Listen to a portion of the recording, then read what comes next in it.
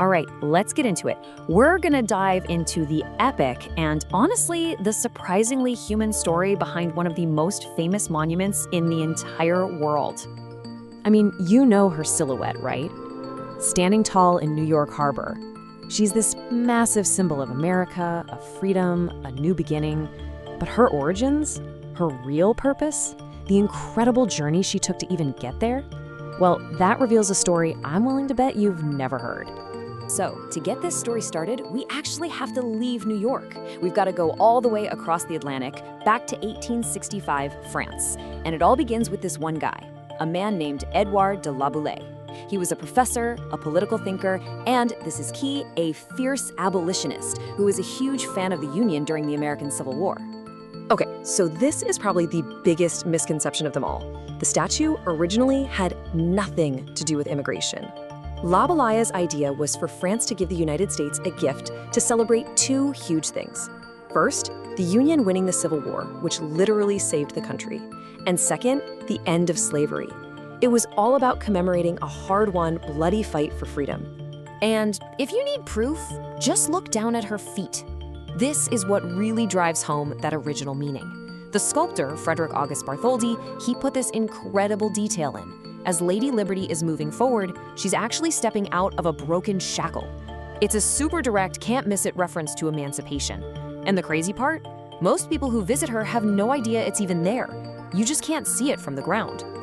Now get this. This is wild. The statue we know and love almost didn't end up in America at all. It almost went to a totally different continent.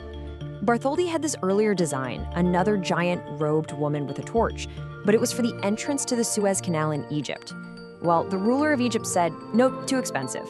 So Bartholdi, instead of just throwing the idea away, he repurposed it. He tweaked it, refined it, and realized it would be perfect for America. Okay, so we've got the idea. But how do you actually build something this huge?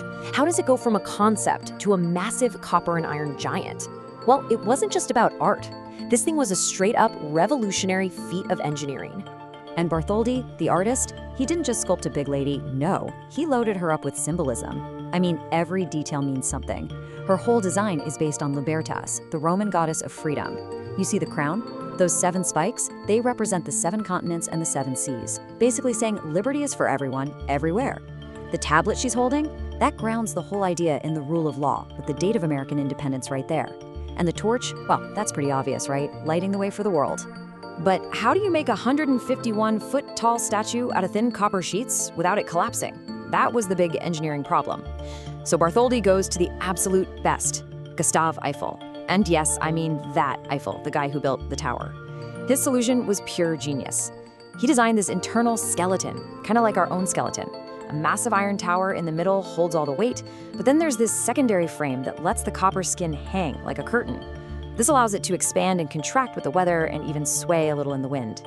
This was one of the very first times anyone had ever built something like this, what we now call a curtain wall. All right, so the design is locked in. The engineering is brilliant. Now for the biggest roadblock of them all, money. The deal was supposed to be simple. The people of France would pay for the statue, and the people of America would pay for the giant pedestal for it to stand on. Sounds easy, right? Well, it was anything but. So here's another thing people get wrong. This wasn't a gift from the French government. Not at all. The people of France paid for it.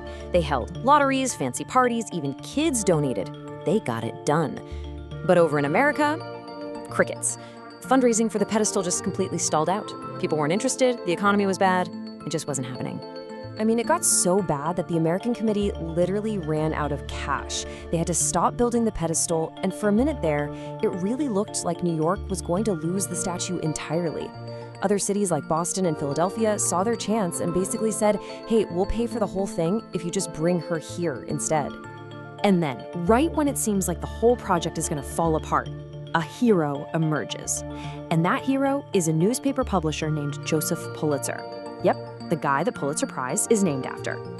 He starts this amazing crowdfunding campaign in his newspaper, The New York World.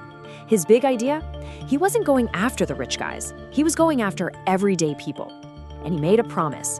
Donate anything, even a penny, and I'll print your name in the paper. And wow, did people respond. Pulitzer started publishing these incredibly moving personal notes that came in with the donations. It totally changed the game. It wasn't about a few rich people writing big checks anymore. This was about thousands of regular Americans chipping in and feeling like this statue was theirs. Suddenly, dimes and nickels and quarters started pouring in from all over. And it was these tiny little acts of generosity, from office workers, from immigrants who had just arrived, even from a group of kids who sent in the dollar they'd saved to go to the circus. That's what saved the project. That's what kept the Statue of Liberty in New York. So finally, after all that drama, the statue arrives from Paris in 1885. It shows up in more than 200 separate crates. It took months to put her all together on that brand new people-funded pedestal, but at last, Lady Liberty was ready for her big debut. And on October 28, 1886, New York City went absolutely wild. They threw a massive party. There was this huge parade. It was actually the city's very first ticker tape parade. President Grover Cleveland was there to officially accept the gift for the nation. And just think about the scale of this thing. Her hand alone is over 16 feet tall. Her nose is almost 5 feet long. This was a true colossus. But something else happened around this time. This is where the statue's meaning really starts to change. As millions of immigrants begin sailing into the harbor, passing right by her on their way to Ellis Island, a poem started to get popular again. It was written years before by Emma Lazarus for a fundraiser. In 1903, they put a plaque with her poem on the inside of the pedestal. And those words, "Give me you're tired, you're poor," they completely redefine Lady Liberty. She went from being a symbol of abolition to becoming the mother of exiles, a symbol of welcome. And for more than 100 years since that day, she's just stood there, watching, a silent witness to history, as her story and America's story kept on changing. And believe me, her life has not been quiet. In World War I, she was actually damaged by German saboteurs in a massive explosion. That's the reason you can't go up into the torch anymore. It's been closed ever since. Then, for her 100th birthday in 1986, she got this huge top-to-bottom makeover.